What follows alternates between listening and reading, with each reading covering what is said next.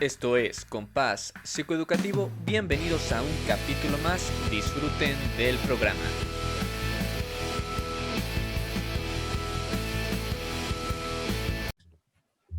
Hola, bienvenidos nuevamente a su programa Compás Psicoeducativo. Me acompaña como cada semana mi compañero y amigo Pepe Hernández, además de una súper invitada, privilegio, honor. Pepe, ¿quién nos acompaña esta semana? Pepe, ¿estás ahí? ¿Alguien me escuchan? Sí, te escuchamos, Pepe. Estás ahí, ya sabemos que estás ahí. Dinos, ¿qué pasa? Tenemos una invitada, una persona que accionista increíble, muy conocida, muy querida, porque su praxis es súper ética, súper profesional, súper entregada, alguien a quien admiramos muchísimo. Nos acompaña a todo nuestro auditorio Angélica María Aguado Hernández. Ella nació en la ciudad de Querétaro, Querétaro, tiene estudios de licenciatura y de maestría en psicología clínica por la Facultad de Psicología de la UAC y es maestra en desarrollo del potencial humano con especialidad en organizaciones por el Instituto de Desarrollo Familiar, Individual y Organizacional AC de Celaya. Se diplomó en hipnosis ericksoniana, psicoterapias existenciales, tanatología budista y psiconeuroinmunoendocrinología. ¡Ay, ay, ay, Endocrinología. ay! ¡Ay! Estuvo Salió bien, bueno. Pepe, salió bien, lo lograste. Cuenta con entrenamiento en psicoterapia sistémica por la Beth Hellinger Science, entrenada por el maestro Rafael Ruiz y Nava. Y actualmente está realizando estudios de doctorado en desarrollo del potencial humano en la ciudad de Celaya, Guanajuato, en el mismo instituto en donde realizó una de sus maestrías y se encuentra realizando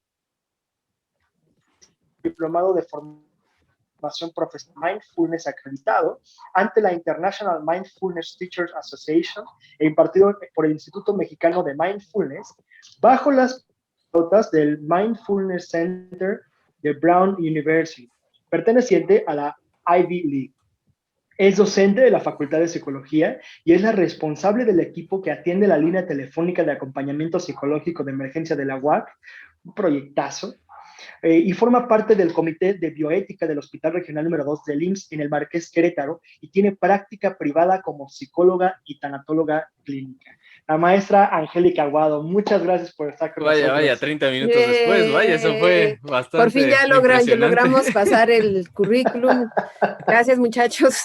Gracias por la invitación y gracias por tanta porra, porque bueno, evidentemente para quienes sean su auditorio, pues se nota que fueron mis exalumnos y que me tienen cariño, ¿no? Entonces, bueno, eso es poco objetivo. Perdón, a la próxima te puede ser más objetivo. Bueno, de currículum, quien lo lea suena bastante apantallador, o sea, ya nada más por la palabra que se aventó Pepe y uno dice, wow, calma, o sea, ¿a quién trajeron, muchachos? Y lo Había que es. hacer algo durante la pandemia. Sí, exacto.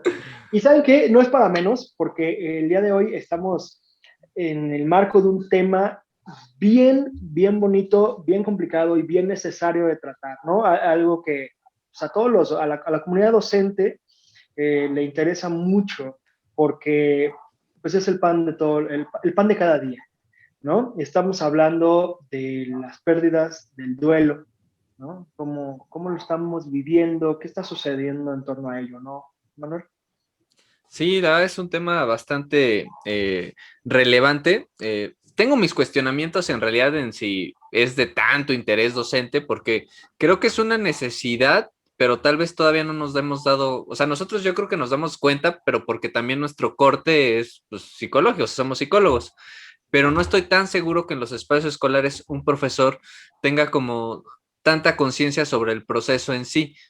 Creo que de manera inconsciente puede decir como que aquí pasa algo y aquí debería de poder intervenir y debería de hacer algo, pero terminan siendo como buenas intenciones, ahí como pues, entre los tumbos tratar de hacer algo, pero justo por eso creo que es importante y creo que la colaboración de la maestra va a ser como mucho más relevante porque nos ayuda a problematizar, ¿no? Realmente, ¿por qué? O sea, ¿dónde está la importancia de esto? ¿Cuál es el rol que juega el docente en todo esto?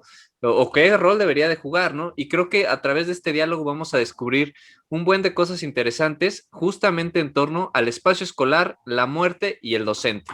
¿Cierto, maestra? Pues sí, suena rudo, pero sí. Sí, Sí, sí así fue así es. como duro, así. Sí, Duro no, de, sí. Pues no sabe. Ajá. ahorita que escuchaba a Emanuel que decía que no sabía él si había tanta conciencia de esto, yo creo que sí la hay, Emma, porque, bueno, o al menos, no sé si el proceso de pandemia los ha hecho ampliar su conciencia, porque del año pasado para acá he tenido muchísimas solicitudes, así como de algunos exalumnos de presentarme en algunos espacios para hablar sobre el tema, pero sobre todo me han llamado mucho de escuelas, porque evidentemente ha habido muchas pérdidas personales para los maestros, pero también a los maestros les toca acompañar como facilitadores grupales a sus estudiantes quienes también han tenido pérdidas, ¿no? Entonces, de pronto, aunque tengamos un quehacer muy específico en el área docente, y digo tengamos porque finalmente me asumo en ese rol como maestra en la universidad, tenemos ese rol específico en la docencia, pues no podemos estar ajenos a ese proceso emocional que está suscitándose en cada uno de nuestros estudiantes y que tiene que ver pues, con un cúmulo de pérdidas, que no solamente son pérdidas por muerte, porque lo platicábamos el otro día antes de reunirnos aquí, que no solamente son las pérdidas por muerte, no solamente por COVID, sino por otras enfermedades, otros procesos de enfermedades que hay, sino también las pérdidas que hemos vivido, al menos yo, extraño mi salón de clases, extraño los pasillos de la escuela, extraño coincidir con las personas, extraño los taquitos de la China, ¿no? Para quienes no sepan, es una tradición en la Facultad de Psicología ir a comer unos tacos de canasta con una señora que cariñosamente le decimos la China, que viene de Santa María Magdalena, y pues también están estos procesos de duelo, ¿no? De nuestras pérdidas, de nuestros espacios. Ahorita ustedes están aquí en un rincón de la sala de mi casa, que es lo que se alcanza a ver, que es mi aula virtual todos los días, pero también es mi consultorio, pero también es mi espacio para dar entrevistas o mi espacio para platicar con personas como ustedes. Entonces, todo como, eso está perdido también en algún lugar, ¿no? Y también duele. Y también impacta, exacto. Y finalmente impacta en cómo se desenvuelve cada uno en el ejercicio de su profesión todos los días, y los mismos padres de familia, cómo pueden poner o no atención a las encomiendas que ustedes como docentes pueden dejar. Y al final todo esto impacta, todo impacta en el proceso de enseñanza-aprendizaje, impacta en cómo el niño recibe los conocimientos, cómo se apropia de ellos o no, ¿no? Su conducta, etcétera, etcétera. Y eso es justo lo que preocupa, ¿no? ¿Qué hacer? O sea, porque finalmente antes yo creo que, no sé, lo platicábamos también, antes existía, había ritos, ¿no? Muy completos, había procesos más establecidos en los que tienes un cuerpo, ¿no? Lo puedes acompañar durante un rito determinado, o pierdes a lo mejor tu trabajo, un espacio, lo que te dicen en estos momentos, una pérdida en otro sentido, y había donde refugiarse, ¿no? Por ejemplo, te ibas a trabajar y en tu trabajo tratabas de olvidarte, te ibas a estudiar y en la escuela estaban tus compañeros. Y ahorita, como dice, estamos en un rincón de la sala, eh, pues sin contacto más que por medios digitales. ¿Cómo impacta esto en los docentes, en las personas en general? Que aparte bueno, es que al final es una ruptura de lo cotidiano y no solamente es, porque digo, ahorita nos estamos viendo y estamos teniendo esta posibilidad de interactuar así, o sea, suena bastante, o sea, esto está ideal, ¿no? Pero seamos honestos, o sea, si pensamos en el salón de clases presencial y en el salón de clases virtual, pues ni siquiera todos tienen prendido su cámara, no todos los estás viendo, ¿no? O sea, hay un montón de elementos que hacen pues mucho más grande esta también pérdida de la interacción, de la comunicación. O sea, en realidad, si pensamos en el concepto de perder o de pérdida, pues estaríamos entrando como un terreno de mucha amplitud en ese sentido. Y por otro lado, lo que mencionas, Pepe, de esta parte de los ritos y de tener el cuerpo, pues sí creo que es un proceso bien delicado, bien fuerte por el hecho del adiós. ¿no? Del poder despedirse, del poder tener este proceso de incluso un poco de aceptación, de decir, ya me despedí, ya concluye un ciclo y pues es lo que tenía que ser, ¿no? Y ahora de repente entras al hospital y ya no lo vuelves a ver. De repente te dicen, es que ya va mejorando. ¿Y qué crees? Pues no mejoró y ya, o sea, no hay nada, ¿no? No sé cómo se viva, digo, tengo nociones, pero realmente no O conozco a mejoró y fondo. a los pocos días fallece, ¿no? Que también ese es otro impacto, porque también están todas las secuelas post-COVID que también estamos viendo, ¿no? Entonces, sí, chicos, estamos enfrentados ante una realidad que a veces nos rebasa, que yo siempre lo he platicado últimamente con mis estudiantes. Nadie nos preparó para esto, al menos a mí no. O sea, a mí me hablaron del duelo y todo, y por la práctica específica en donde estuve se me habló de eso, ¿no? Porque tampoco es que fuera una generalidad en la facultad. Pero bueno, creo que lo primero, ya entrando al tema, es que todos hagamos consciente que estamos atravesando por procesos de duelo, ¿sí? ¿Cómo podemos definir el duelo? Pues el duelo es básicamente la reacción física, cognitiva y emocional ante una pérdida. Esa pérdida puede ser real, concreta, objetiva, o puede ser una pérdida abstracta. La pérdida abstracta que ahorita a lo mejor podemos estar viviendo es como la pérdida de autonomía o de libertad, porque nos sentimos en este aislamiento, ¿no? La pérdida de las relaciones cercanas. Ahorita que decían de los rituales, pues, y que decían, ¿a dónde nos íbamos a refugiar a veces para distraernos al trabajo? Pero ¿saben qué refugio hemos perdido? Los abrazos. Eso El contacto físico, por supuesto, ya no está es un ese refugio alivio. principalísimo, ¿no? Porque cuando alguien fallece, lo primero que hacemos es asistir a un espacio a abrazar a las personas, pero también a recibir el abrazo, porque finalmente si nos congregamos alrededor de la pérdida física de alguien, es porque alguien nos importaba o porque esos que están ahí acompañando a esa persona que ya se fue nos importan. Y esa era una manera de poder externarles un refugio en nuestros brazos, ¿no? Y ahora ni siquiera podemos tener eso. Entonces, hay unas pérdidas muy concretas, evidentemente, se los voy a decir así como en 5 minutos, todo duelo tiene fases, según Elizabeth Kubler-Ross. Esperaríamos que las fases se dieran como idealmente en orden, pero no siempre se dan en orden. Tenemos una primera fase que se llama fase de negación, y es este esfuerzo cognitivo por negarnos a aceptar la realidad que estamos viviendo, ¿no? Las personas que han vivido una pérdida, o no sé si les ha pasado a ustedes, yo al principio, cuando empezamos con el tema del confinamiento, me iba a dormir a mi camita y al otro día abría el ojo y decía, no, sí, es cierto. Tengo que ir a la sala de mi casa a prender mi compu a dar o sea, sí es cierto, es así como, no es la pesadilla, no vi la película chafa de la invasión zombie, ¿no? O sea, no, o sea, sí nos pasó, sí nos está pasando. Sí, la semana pasada di una plática a unos chavos de la prepa Bicentenario de la UAC, y justo el día que les di la plática dije, voy a contar cuántos días de confinamiento llevamos, ¿no? El martes de la semana pasada llevábamos 330 días en casa, ¿sí? O Suena sea, impactante.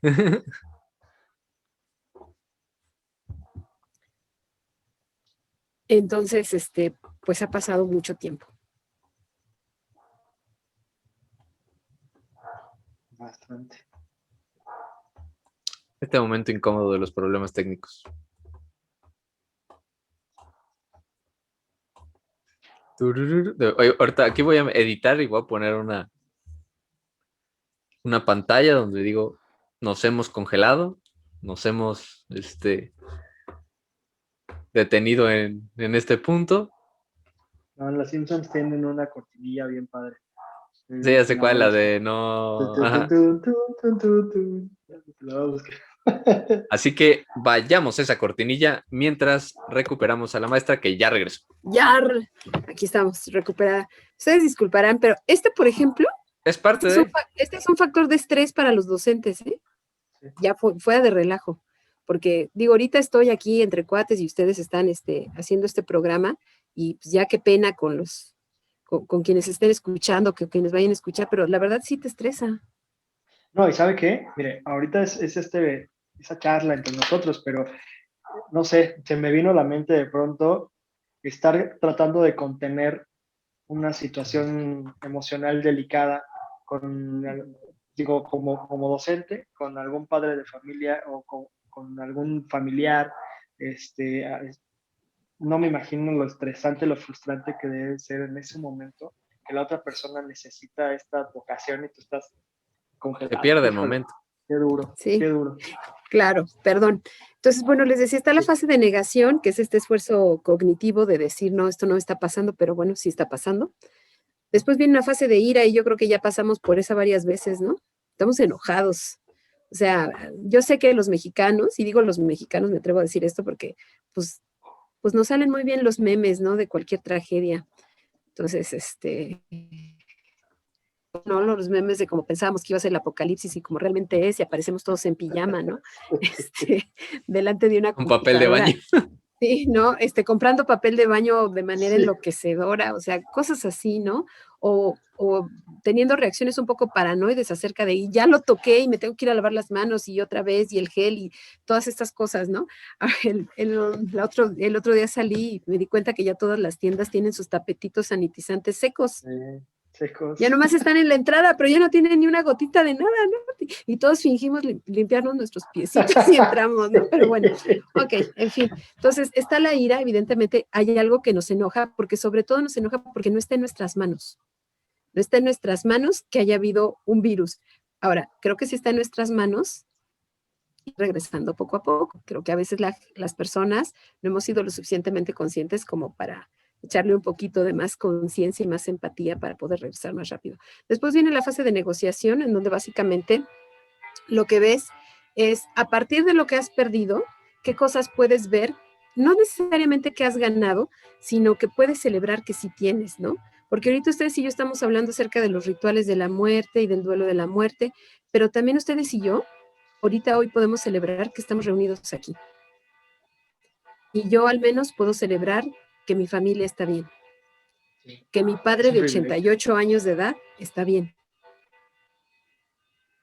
¿Sí? Entonces, que hay cosas que como están todos los días ahí en lo cotidiano, no las vemos y no las agradecemos. Luego viene la fase de tristeza profunda, que suena como rudo, ¿no? Porque dices, como ya estábamos tristes y nos vamos a poner más tristes. Pues sí, porque ya no hay nada que vele la tristeza y pues está muy presente las ausencias y las carencias y el aislamiento, que yo les diría, hace ratito que Pepe intentaba leer nuestro currículum. Estamos encargados de la línea telefónica de atención de emergencia psicológica de la UAC, y en diciembre y enero la cosa se puso muy ruda en esa línea. ¿Por qué? Pues porque precisamente fueron momentos muy familiares y la distancia sí golpeó a las personas. Tenemos una estadística semanal de la atención en línea y hay 2 fechas en las que hemos tenido unos picos donde han incrementado las llamadas. El 10 de mayo y el 24 de diciembre. ¿Sí? Entonces, eso nos habla acerca, pues, de lo duro que está haciendo la distancia, ¿no? Y bueno, ya la quinta fase se llama aceptación. Entonces, y es cuando simple y sencillamente decimos, pues sí está pasando, y no quiere decir que me encante, pero acepto que esto me está pasando, ¿no? Entonces, creo que lo primero es aceptar que estamos viviendo un proceso de duelo y después también, en el caso específico de los docentes, identificar cuál es nuestro rol en este proceso. Puedes identificarte en un rol completamente pasivo y odiar al mundo y odiar a tu, no sé, ¿cómo se llamen? Los coordinadores de área o de zona.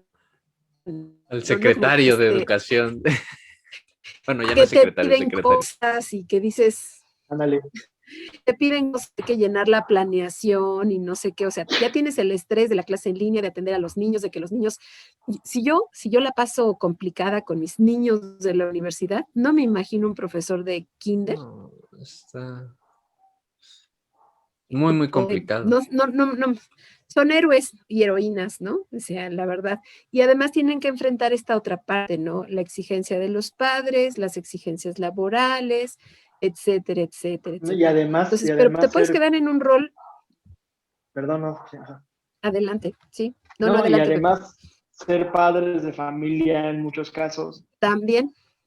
Afrontar sus propias pérdidas y... Ajá. Y aparte son pérdidas acumulativas, ¿eh? Porque ahorita, por ejemplo, que mencionaba esto de, bueno, la tristeza profunda, yo diría que ya estás triste ¿Y qué crees? No te dan chance ni siquiera de vivir ese duelo cuando ya tienes que afrontar otro, porque puede Sí. ser que se haya muerto, bueno, es que se murió mi papá. Ah, tengo que sobrellevar esto. Oye, se murió tu tío. Oye, ahora tu abuela también está enferma. Oye, y entonces ya estás con la angustia, estás con el estrés, y ya incluso si tú ya medio te sientes mal, dices, "Ah, esto ya valió, sigo yo, ¿no? Entonces Exacto. está pasando ese proceso y es Sí, son acumulativos, bastante, ¿no? Bueno, es y bastante caótico.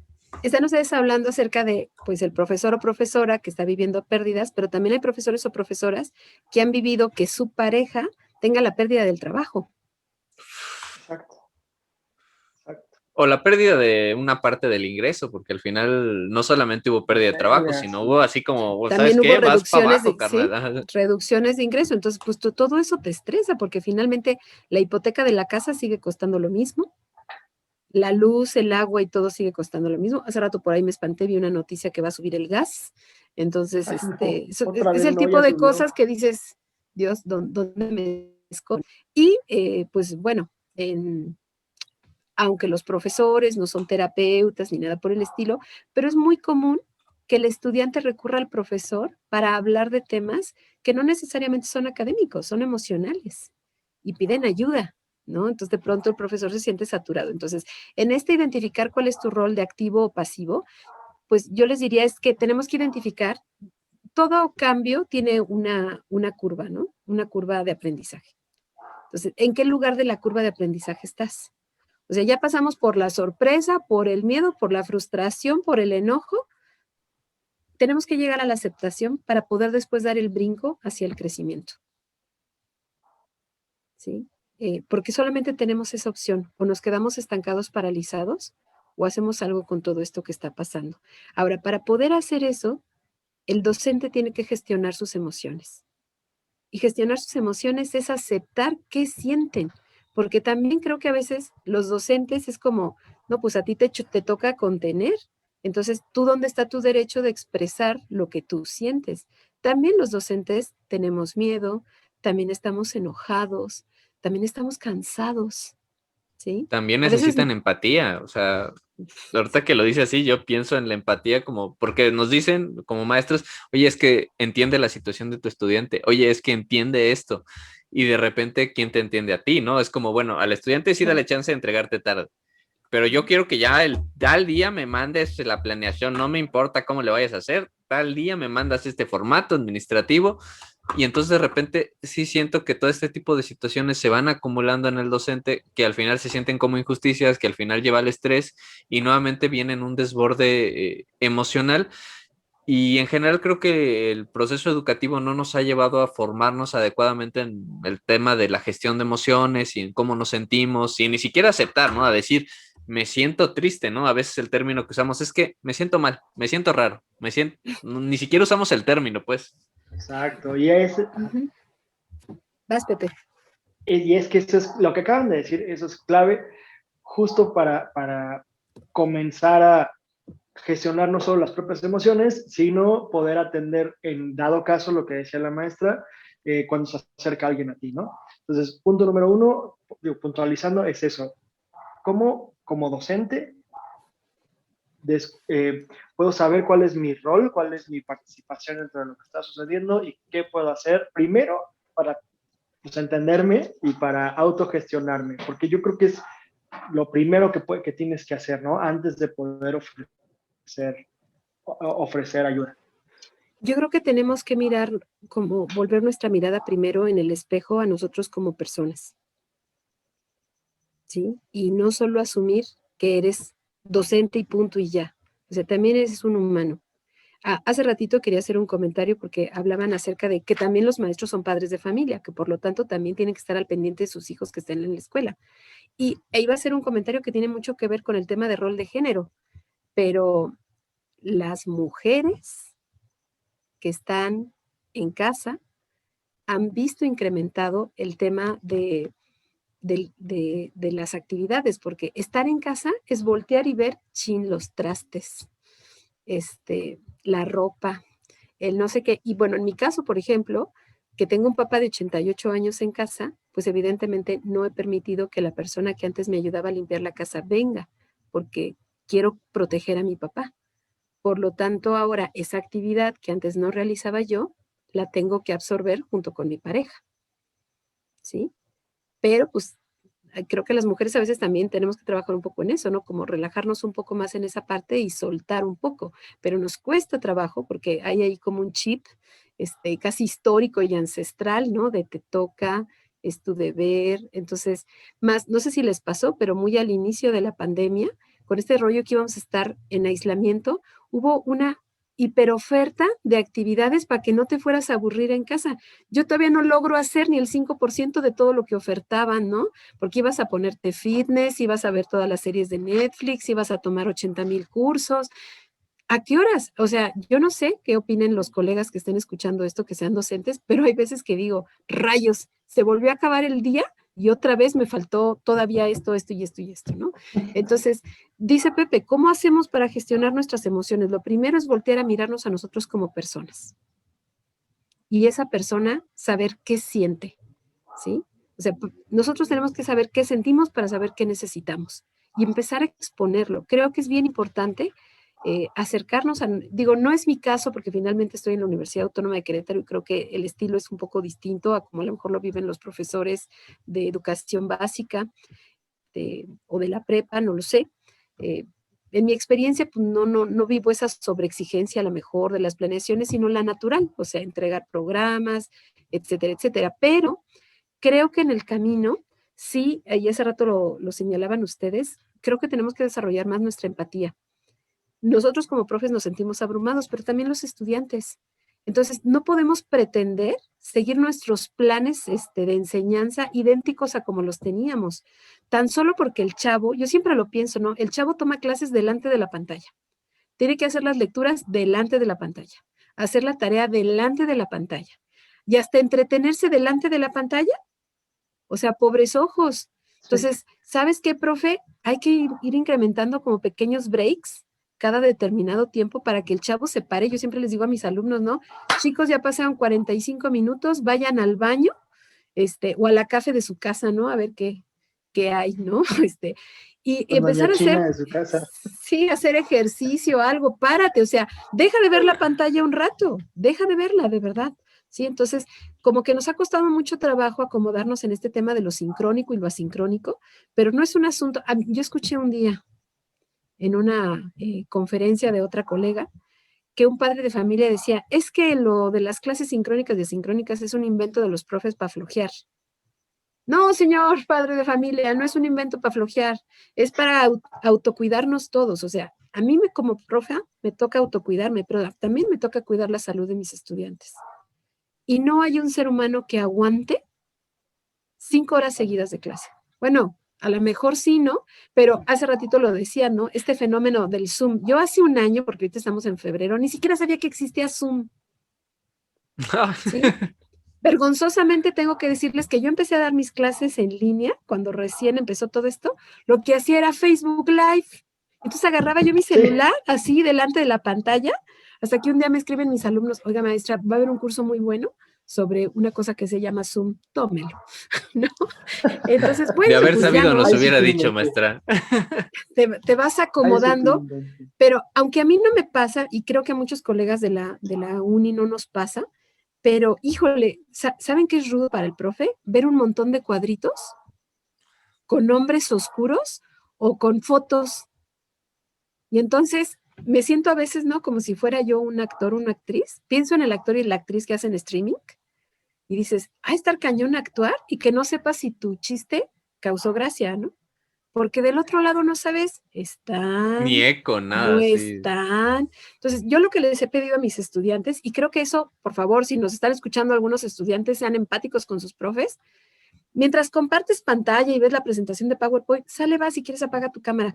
Pero cuando regresemos otra vez a la sala y todos nos podamos ver aquí en estos cuadritos, pues para mí sí es importante ver con quién estoy hablando, quién es mi interlocutor. He leído muchas cosas acerca de que el Zoom es una invasión a la privacidad y a los espacios privados e íntimos, ¿no? De la casa. Lo entiendo. Pero bueno, también he visto que hay muchas personas, así ahorita como ustedes, ¿no? Emanuel, Pepe, tienen su pared de un solo color, no están evidenciando nada. Yo, que soy bastante folclórica, pues tienen que ver que tengo mi orquídea, mi planta, la pintura importante de mi mamá, a lo mejor acá están mis abuelos, etcétera, etcétera. Pero yo lo necesito, ¿no? Necesito como este espacio cálido, que es más para mí, porque necesito ese espacio cálido para mí, que a lo mejor para el que está viendo del otro lado, ¿no? Pero, Exacto, es parte del autocuidado. No, y aparte la ergonomía, o sea, en general tener Ujú. o sea, estamos trabajando, al final tener un ambiente en el que uno se sienta cómodo es importante. Exacto. Evidentemente, pues sí, la visión y la vista y que el estudiante te vea y que no se distraiga con las cosas que están al fondo. O sea, sí hay teoría en base a eso, sí hay recomendaciones en base a eso, pero nuevamente hay que priorizar el bienestar. O sea, si a mí me hace bien tener una planta, porque en general tener una planta es saludable, es bueno en todos los sentidos, pues no la voy a quitar, prefiero el bienestar. O sea, creo que se gana más de lo que se pierde. O sea, también son como muchas posturas y son cosas que han venido entrando. Y ahorita a raíz de todo esto, pues más bien quisiera entrar de lleno y contestar pues, la pregunta que nos convoca para cerrar este bonito programa. ¿Qué hacer? ¿No? O sea, ya entendí la situación, ya entiendo el contexto, e incluso entiendo pues que mi rol debe de ser cuidarme y justamente para poder como apoyar, pero ya que me cuidé, digo, bueno, ya me posicioné en entender mis emociones, Ya ¿cómo estoy le ok. hago en realidad con los estudiantes? ¿No? O sea, o sea, Bueno, ¿qué hago? No, no sé. yo creo que lo que tienes que hacer es trabajar en red. O sea, si no lo habíamos hecho, ahora sí tenemos que trabajar como equipos de trabajo. O sea, los docentes tenemos que ser un equipo y tenemos que aprender con nuestros estudiantes a que somos también otro equipo de trabajo. Tenemos que trabajar en red. Profe, deja más tareas, pero más cortas. ¿Sí? ¿Para qué? Porque la tarea a lo mejor distancia al estudiante y no dejes tareas todas que tengan que ver con escribir y mandar. Deja también tareas un poquito más creativas que tengan que ver con que el estudiante se mueva. ¿Sí? Y romper este paradigma de que todo tiene que llegar escrito. Puede, no sé, los chavos además ahorita ya nos dan la vuelta en tecnología, pueden hacer cosas sensacionales los chavos en internet y que además tenga que ver más con ellos, ¿no? Me parece que ampliar la autoconciencia la podemos hacer dándonos cuenta de qué necesito y también tenemos que aprender a pedir ayuda. Y tenemos que aprender a hablar con nuestros superiores y decir, me está pasando, me está haciendo falta, yo necesito. De unas semanas para acá he tenido muchas invitaciones que, digo, las agradezco, pero también me entristecen porque son invitaciones de escuelas para poder hacer pequeños como cierres porque un profesor falleció o una profesora. Y también eso es duro para el equipo, porque de pronto dices, cuando regrese ya no va a estar la maestra Conchita.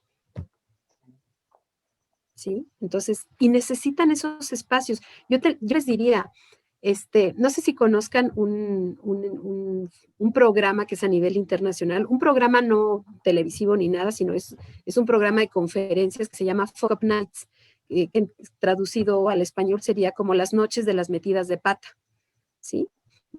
Entonces, se reúnen personas que la han hecho en grande en algún negocio, pero le cuentan a los nobles empresarios que van empezando en ese rubro en qué metieron la pata para que ellos no metan la pata. Bueno, reúnanse en la noche, les recomiendo mucho, hagan llamadas entre profes, ¿sí? A lo mejor pijamadas no, pero reuniones que no tengan que ver con el trabajo, platiquen cómo están, qué hicieron de comer, ahorita todos aprendimos a hacer masa madre, ¿no? Porque como no había nada que hacer aquí, pues ahora todos sabemos hacer pan. Entonces, bueno, pues las reuniones entre colegas son bien importantes. No sobrecargarse. Trabaja en tu humildad. Lo que te quepa en las manos es lo que puedes hacer. Y aprende a poner límites. O sea, no puedes decir a todo que sí. Y también tienes que poner límites con los horarios. Yo tengo 2 hermanas maestras que dan clases en secundaria y hay papás que mandan mensajes al WhatsApp a las 10 de la noche. Yo entiendo que a lo mejor los papás también están ocupados y tal, pero creo que también es un tema de empatía general, ¿no? O sea, también tienes que poner límites en el trabajo, porque estando aquí en casa a veces no te das cuenta, porque estás aquí en casa y entonces sigues y sigues y sigues en el trabajo, ¿no? Potenciar el sentido del trabajo. Acuérdate por qué elegiste la docencia. Cuando estés así ya en la crisis espantosa, si te acuerdas por qué, el amor que sentiste la primera vez por tu elección de carrera te puede ayudar a recuperarte un poco y a decir, esto va a pasar, porque se los quiero decir, esto va a pasar. No nos vamos a quedar aquí para siempre. Esto va a pasar un día y saldremos, ¿sí? Pero es importante que abraces con amor tu profesión, que elegiste con amor al hacerlo, ¿no? Aprende a recompensarte con horas de sueño, con juegos, con una tarde de amigas, un café virtual. Y yo les diría que la principal estrategia es la gratitud.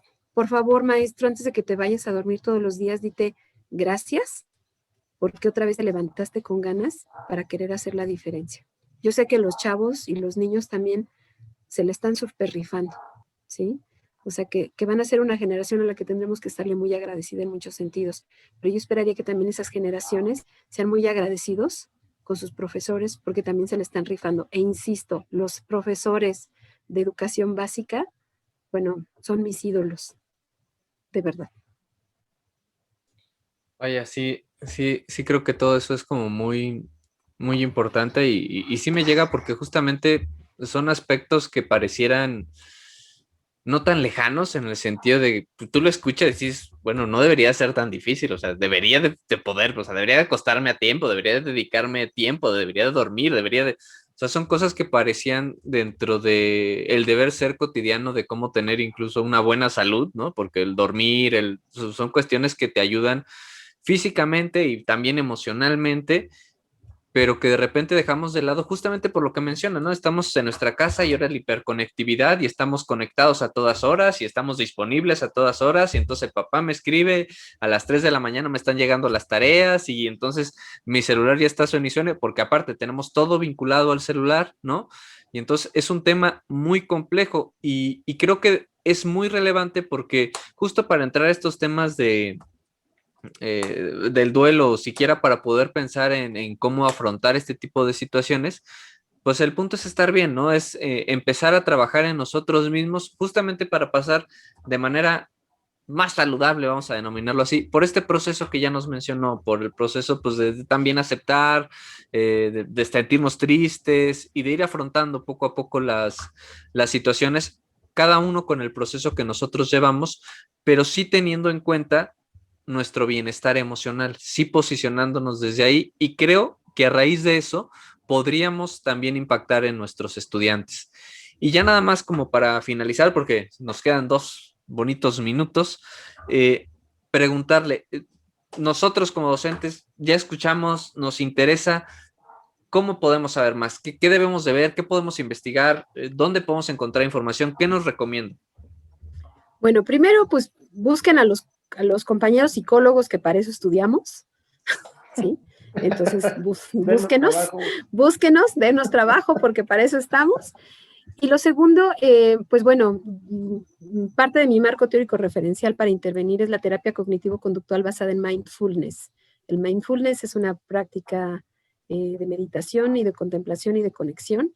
Entonces, busquen de mindfulness que los desconecten, que los hagan sentirse en el presente, porque es el único en el que podemos incidir, ¿sale? Y de vez en cuando denle una miradita al espejo para que recuerden quiénes son. Oh, gracias. Excelente respuesta, qué padrísimo. Sí, qué bueno. Si no me quedara menos de 1 minuto. Ahorita se acuerdan.